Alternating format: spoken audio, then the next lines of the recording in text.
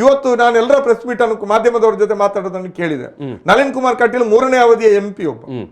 ಇವರಿಗೆ ಪ್ರಜಾಪ್ರಭುತ್ವ ಗೊತ್ತಿಲ್ವಾ? ಜಾತ್ಯತೀತ ಸಂವಿಧಾನ ಗೊತ್ತಿಲ್ವಾ? ಅಲ್ಲಿ 2ನೇ ಬಾರಿಯ MP ಪ್ರತಾಪ್ ಸಿಂಹ ಏನೆಲ್ಲ ಮಾತಾಡ್ತಾರೆ. ಪಾರ್ಟಿಷನ್ ಮಾಡುವಾಗಲೇ ನಿಮಗೆ ಪಾಕಿಸ್ತಾನ ಕೊಟ್ಟಿದ್ವಿ, ಬಾಂಗ್ಲಾದೇಶ ಕೊಟ್ಟಿದ್ವಿ, ಸ್ಕಾರ್ಪ್ ಬೇಕಂತಾದ್ರೆ ಅಲ್ಲಿ ಹೋಗ್ಬೇಕಿತ್ತು, ಕುಂಕುಮ ಬಳೆ ಸರಸ್ವತಿ ಪೂಜೆ ಎಲ್ಲ ನಮ್ಮ ಇಲ್ಲಿಯ ನೆಲದ ಇದು.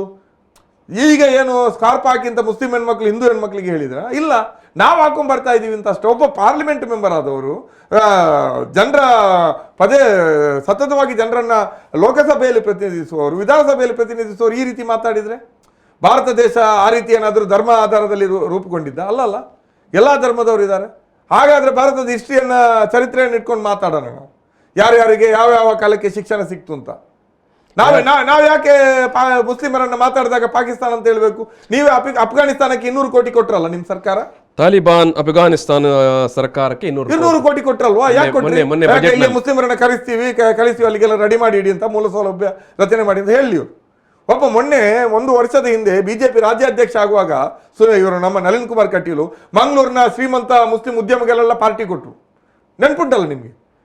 100 ಕೋಟಿ ಒಡೆಯರವರು 1 ಕೋಟಿ 2 ಕೋಟಿ 5 ಕೋಟಿಯ ಕಾರಲ್ಲಿ ಓಡಾಡುವಂತ ಮುಸಲ್ಮಾನರು ಕರೆದಾಗ ಇದೇ ನಳಿನ್ ಕುಮಾರ್ ಕಟೀಲ್ ಓಡೋಡಿ ಹೋದ್ರು ಅವರ ಸನ್ಮಾನ ಸ್ವೀಕಾರ ಮಾಡ್ಲಿಕ್ಕೆ, ಅವರ ಬಿರಿಯಾನಿ ತಿನ್ಲಿಕ್ಕೆ.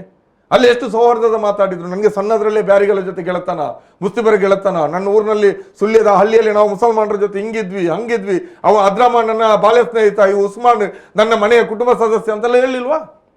ಈಗ ನಿಮಗೆ ಶಿಕ್ಷಣ ಬೇಕು ಅಂತ, ಹಿಜಾಬ್ ಬೇಕು ಅಂತಂದ್ರೆ ಸ್ಕೂಲ್ಗೆ ಬರಬೇಡಿ, ಕಾಲೇಜಿಗೆ ಬರಬೇಡಿ, ನಿಮ್ಗಾಗಿ ಪಾಕಿಸ್ತಾನ ಮಾಡಿದೆ, ನಿಮ್ಗಾಗಿ ಅದು ಮಾಡಿದೆ ಇದು ಮಾಡಿದೆ ಅಂತ ಮಾತಾಡ್ತಾರಲ್ಲ. ಮನುಷ್ಯರೇನ್ರಿ ಇವರು? ಸ್ವಲ್ಪ ಆದ್ರೂ ನಿಮಗೆ ನಾಚಿಕೆ ಇದೆಯೇನ್ರಿ? ನಳಿನ್ ಕುಮಾರ್ ಕಟೀಲ್ ಅವರೇ ಕೇಳ್ತಾ ಇದ್ದೀನಿ, ಸ್ವಲ್ಪ ಆದ್ರೂ ಕೂಡ ನಿಮಗೆ ಮನುಷ್ಯತ್ವ, ನಾಚಿಕೆ, ನೈತಿಕತೆ ಏನಾದ್ರೂ ಇದೆಯಾ?